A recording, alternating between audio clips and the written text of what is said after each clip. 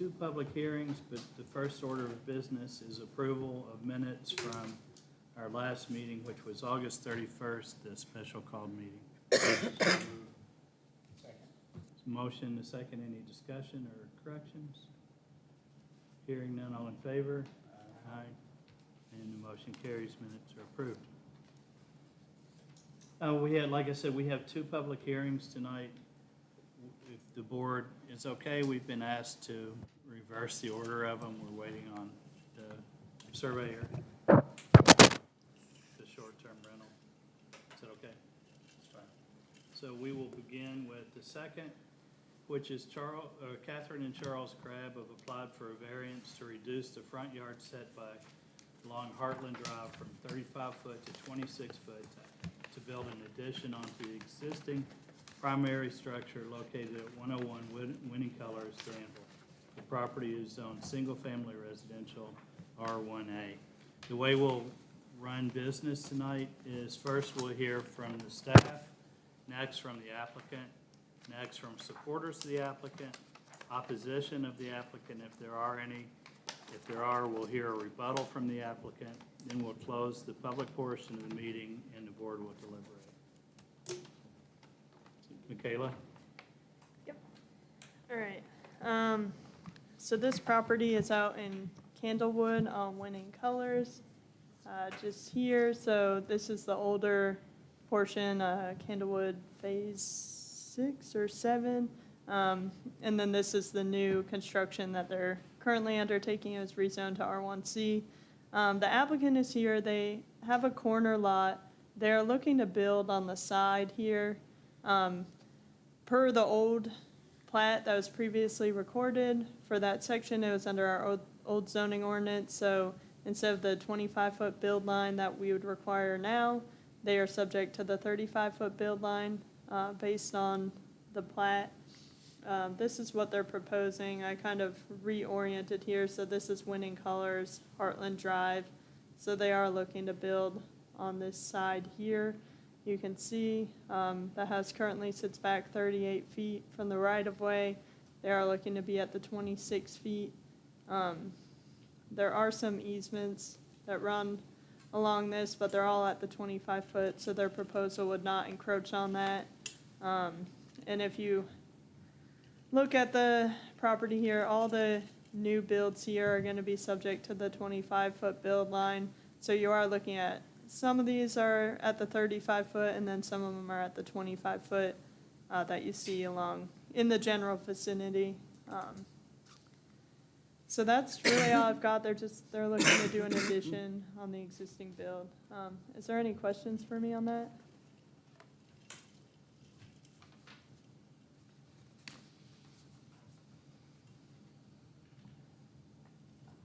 I know. Thank you. Yep. And the applicant is here? Okay. Would you all like to address the board and speak? If you'd just like to go to the podium and please state your name and I think we know your address and have your promise that your testimony will be true and correct to the best of your knowledge. Okay, so Catherine Crabb, 101 Winning Colors, and my testimony will be true.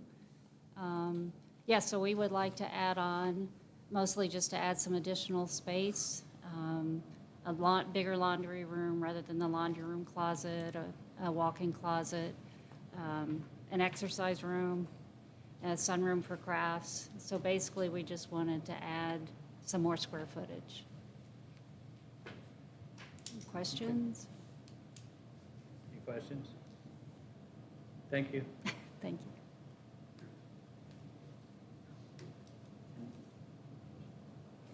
Is there anyone here in support or opposition of the applicant? For the record, hearing none, we will close the public portion of the meeting and the board will deliberate. I think it's fine. Great. Make a motion that we approve the request for the 9-foot variance. And let Henry take over from there. I think a relevant finding, and this was in the staff report, is that other houses situated on the same street, based on being platted after new regulations, are not subject to that greater 35-foot setback, and that maybe justifies shrinking the setback with this house. Exactly what I was thinking. Yeah. Is a motion, is there a second?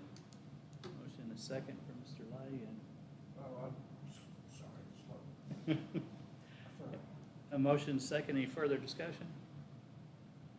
All in favor of granting? And the motion carries unanimously. Congratulations. Thank you. Enjoy your new space.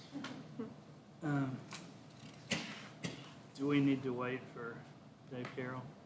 Or do you want to go on? Are you all the applicants? Okay, then I think we could probably start. Steve doesn't need to hear me yammer on about this Okay. application. He can add or answer any questions that you all have. They haven't unlocked the doors though. Oh, The doors are still locked. okay. Take a lap. Yeah. That's what I did with Jim. He said he would be here right around now, so. Okay. yeah. I'm guessing he called me. He has my cell phone number, but He does. yeah. I'll just tell him.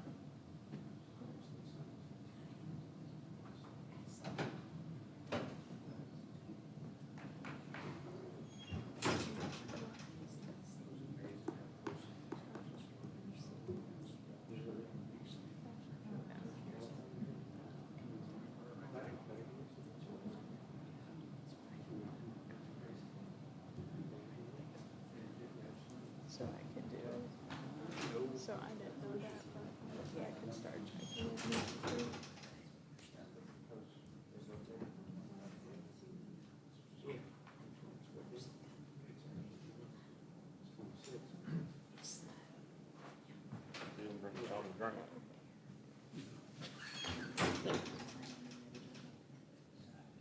Okay, so this is the one on. Not here? Yes, sir. All right. Okay, I'm just texting him to let him know, and he will hopefully text me when he's here, so we can let him in.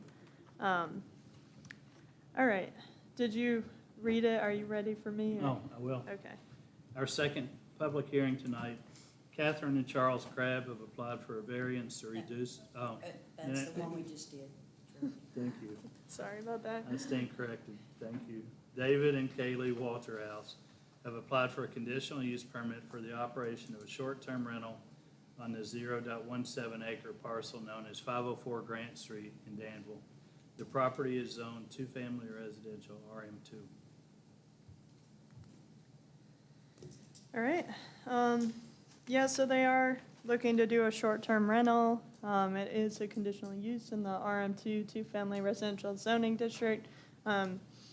This here is College Street, so, the ball fields and things like that are over here. So it is situated pretty close to Center College. It seems like the majority of the street is primarily single-family residential, potentially some duplexes out there when I drove through. One of the requirements that we look for per our zoning ordinance is the number of other short-term rentals in the area. This is just a quick listing that I looked up for Airbnb. I did a 1/4 mile radius. It seemed like there were 2 to 3 within the area. I'm not really sure about this one. It's in the middle of an athletic field, but that's where it's showing. So I would say not a, overwhelming or significant amount based on the vicinity to the college and the number of families of students that come in to see their kids or watch sporting events or whatnot. These are some of the proposed conditions that the applicant proposed for this application. Max capacity of 6 guests, 3 guest bedrooms. They are meeting our off-street parking requirement of 3 spaces. We require 1 space per guest bedroom. The max rental would be 29 days, which is in line with our ordinance. I added some italicized ones that just kind of go along with our regulations that they need to apply for a temporary zoning permit if it's approved and put that number in their listings and you can't have any additional commercial uses, meetings, seminars, garden parties, weddings, receptions, et cetera, without approval of another conditional use permit. Their application didn't indicate that they were planning on doing any of those things, but it's just kind of one of those standard conditions that are outlined in our ordinance, so I propose adding it, but I don't have much else to add. My understanding, you all might need to answer this, but my understanding is that the parking's back there, so it's fairly screened, which is another one of our requirements, so. Any questions for me? Is the entire backyard fenced? Yes. Yes. Can you go back to the aerial, please? Yes. The one Oh, before. sorry, yeah. Yeah, it's kind of hard to Mike see, but Archer. it's there. Mike Archer lives the second house to the east. And the house directly next to him is a bunch of college students. Okay. It's multiple Yeah. car apartments. Yeah, and Lisa said a fair amount of those are actually duplexes or apartments. They kind of had the That's his appearance of a single family, but, The one directly That's to his the right is a SUV. duplex, and then the one directly to the left is a And long-term I think rental. it's. Most of the street though is tenants from center, there's some mixed Okay. use. Hang on just a second, we'll get you to the podium so Okay. everybody can hear. Are you finished? Any more questions for Michaela? Okay, we'll hear from the applicant. If you would go to the podium with the microphone and state your name and your residential address, and your testimony will be true and correct to the best of your knowledge. Okay, David Walterhouse, 800 Lakeside Drive, Lancaster, Kentucky. We own the 504 Grant Street, so prior to moving to Garrett County, we lived in this residence for 2 years. So yeah, its intent is to use it as a short-term rental.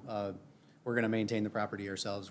I work remotely, so I spend a few days myself working over there when it's not occupied, so we're already utilizing it. We maintain the property ourselves, mowing it, do all the yard work, all that kind of stuff, so.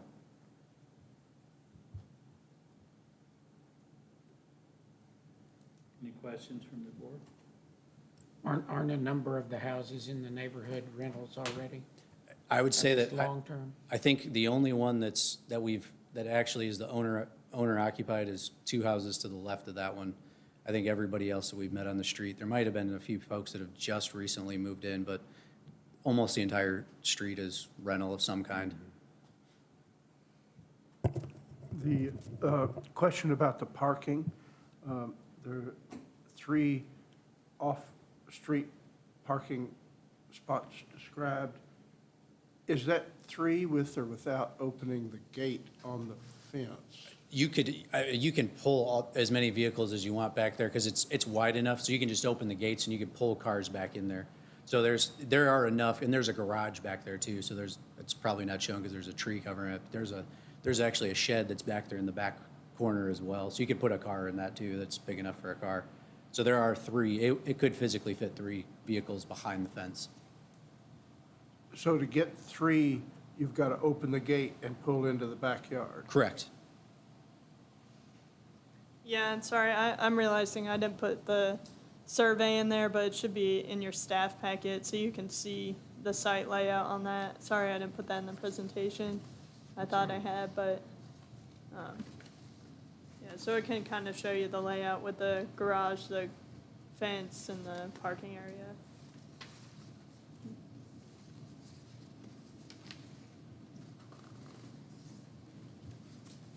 Are you going to concrete the backyard or No. blacktop it or? There are like strips, tire strips that go all the way already back to that back garage. You're just gonna stack them up in the driveway? There already it goes, so the driveway itself is concrete up to the fence, and then there's strips like tire strips, concrete strips that go all the way back to that back garage. But you're gonna just park them straight in a line Yeah, and yeah. then drive? Not parked in the backyard. They'll be parked. No, on the- it'd be parked along that side there.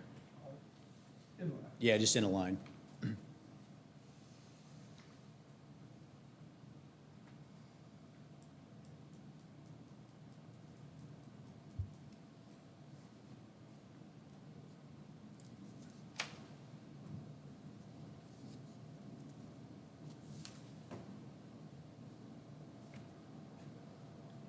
Any more questions from the applicant?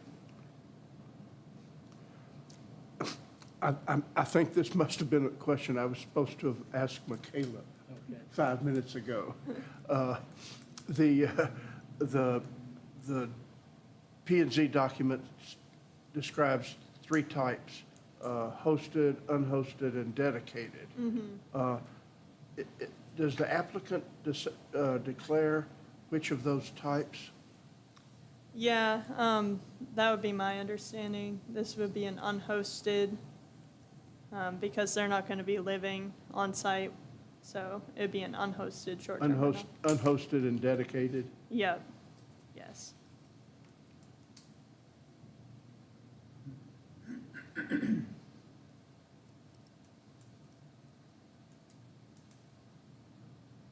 Any questions for the applicant? Okay, thank you. All right, thank you.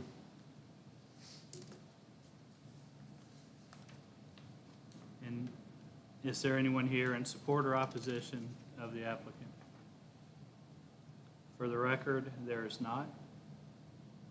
So we'll close this portion of the public hearing, and the board will deliberate.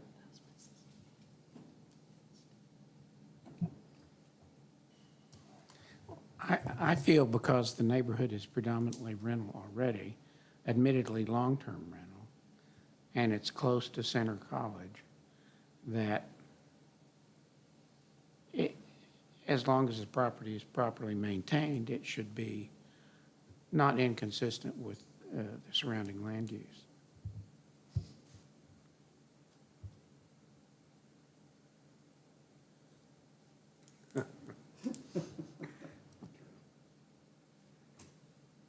Any more comments? This is kind of a tough one for me because we've always, we've kind of set precedent that we kept residential areas residential. And, whether a long-term rental is still a single family or a, it's just, there's really no difference in an owned or a rental if someone lives there long-term. So, but on the other hand, I understand, and there are several others in that neighborhood, so it is a tough call.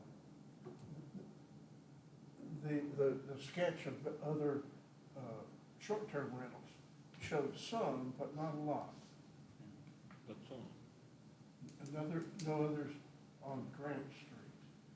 It looks like that 155 is probably Grant Street. There actually is one on Grant Street. I don't, but it was done before we had any ordinances So regarding. it's grandfathered in. Right. And it is closer to 4th Street. Do I remember there's one on College Street near, on the south end of College Street? That may be where that one. That might be Where that that 140 140, showed up. yeah. Yeah. I mean, this is probably not a perfect map, yeah. College.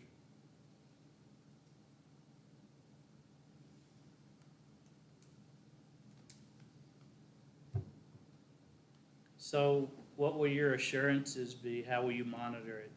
Or be contacted, if there are problems? The neighbors will have access to you? Do you want me to speak from the mic? Please, yes.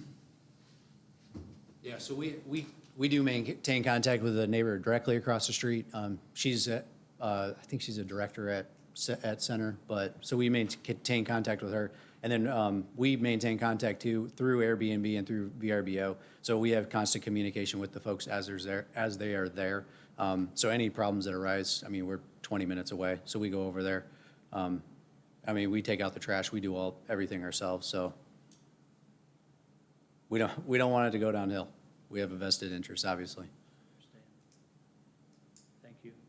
When you said that you're utilizing it right now as office space, Mhm. are you going to continue to do that, or are you just going to turn it into an Airbnb? Well, if we have gaps in the schedule, because I go over there and mow the grass, so basically if I've got gaps in my work schedule, I'll utilize that time to just mow the grass during a break. So I've already been doing that. Yeah. Michaela, how are Airbnbs monitored if there are complaints? I think it would go through the police department. As this is, if you all approve this, it would be a conditional use permit. So if we started hearing complaints from neighbors or things like that, we can bring it back to the Board of Adjustment, and you all have the authority to revoke it. You're making this conditional, saying that it's going to be appropriate for the neighborhood. So there are steps that you can take if this becomes a nuisance to that neighborhood, but.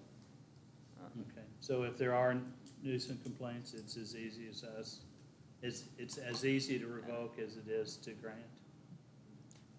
Yes, it would be the same procedure. You'd have to give notice to the owners and then have a hearing, and then you could revoke it, finding that they didn't comply with the terms of the permit or with the zoning ordinance's requirements for short-term rentals. Which says that needs to be appropriate and compatible with the neighborhood, things like that. So if it becomes a nuisance, I would say that would be a finding that's not appropriate for the neighborhood. If there were any disturbances and the law was called, we wouldn't get any notification of that, though. No, probably not unless code enforcement got involved, or if people started calling us saying, why is this short-term rental going on? So it's not a perfect situation, but that would be our avenue if it became a problem.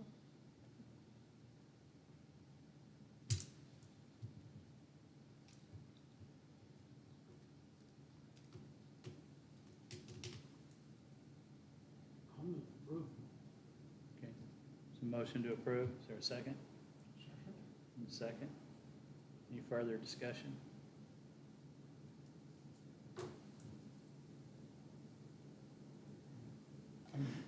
Feeling pretty safe. Mr. Chair, if I could jump in real quick, beyond Yes. my usual additions, there are Please. specific required findings with this. And Mr. Brown kind of alluded to them earlier in discussion, but a finding that there would not be an adverse effect from the number of guest rooms given the neighborhood's proximity to campus, nearby multifamily and rental use. Suggest that as a finding to be included in the motion, if the movement in the second approve. And also, all the conditions that we discussed, so the 6 conditions should be included in that motion as well. Should the motion also, Henry, should the motion also maybe say that if it is found to be a nuisance, it'll be revoked? Should that be in the motion? I think it doesn't hurt. Sometimes you'll see conditions to motion that say compliance with all local, state, and federal law, and that's kind of along those lines. So the condition could be continued use shall be conditioned on not having, compliance with noise ordinances and other local laws. Do you agree to that as your motion? Yes, I agree. Preston, that's the motion you seconded. Okay, motion second, any further discussion? Those in favor? 4, 5. Motion carries unanimously. Your motion is granted. Reluctant, yes. Yeah, that was tough. Okay, that concludes our public hearings for tonight. Is there any old business? No? One piece maybe under new business, someone, and I don't remember who had mentioned at our last meeting, if we could alter our meeting times. Does that have to be on the agenda, or can that be under new business? I think we could address it today. We couldn't address it at the last meeting because it's a special call meeting, so we can't change the agenda in that instance. So I think, Yeah. That's appropriate. yeah. Yeah, I was the one who brought that up. Does it require a change to the bylaws, though? I think that, I'm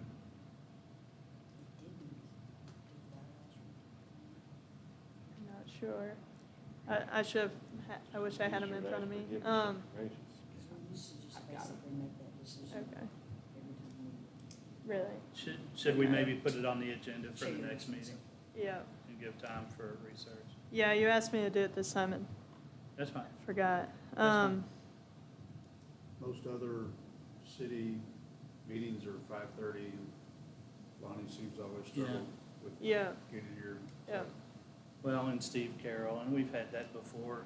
Yeah. And Henry's gotten held up before. I have to hustle. Yeah, I think it'd just be better for everybody. Here comes Steve. Maybe a limited. Your application was Steve, approved, Steve. You're up.